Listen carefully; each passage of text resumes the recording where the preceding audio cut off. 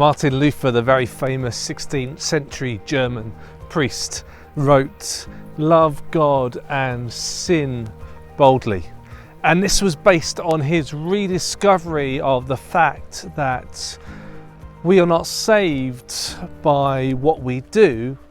No, instead we're saved by grace, by the gift of God, of Jesus dying on the cross for us, that we cannot earn our way into heaven. We can't pay for our salvation. It's only through our faith in Jesus Christ. And he said sin boldly because he believed that there's nothing we can do that will lose us that salvation. There's nothing that will remove the power of the cross as demonstrated in Jesus Christ.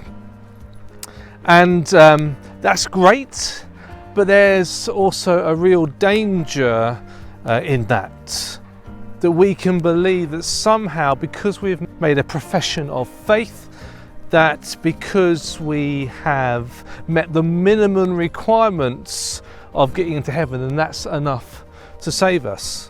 And perhaps we can be guilty of being a card-carrying Christian. You know, if someone knocks on your door and says, "Do you know Jesus?" You say, don't worry, I'm fine. You get out your wallet, you get out the card, says, "Look, I was baptised in 1952." Or, "Don't worry, I've been going to church every Sunday for the last 20 years.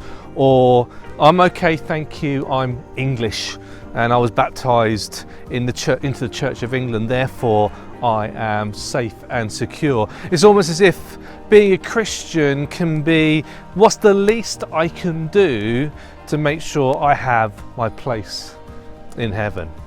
James, the brother of Jesus, was perhaps responding to this idea when he wrote his letter to the early church.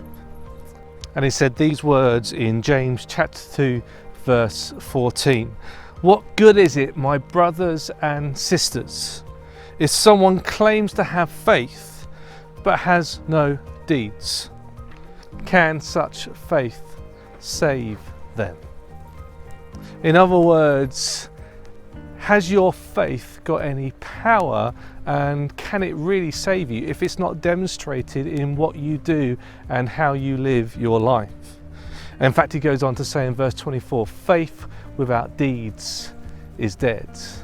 In other words, it has no power, it has no substance, it is dead, and it cannot give you life.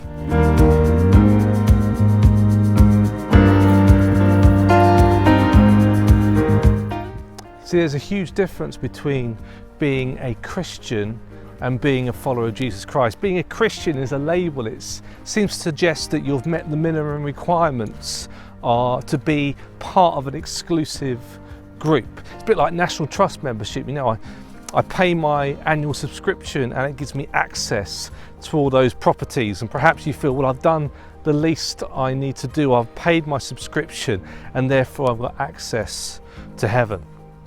But being a follower of Jesus Christ is not a label, it suggests a way of living, a way of life. It's saying, Jesus is my example. Jesus is the one I am following. Jesus is the one I'm trying to be like. And Jesus is the one who's in charge of my life.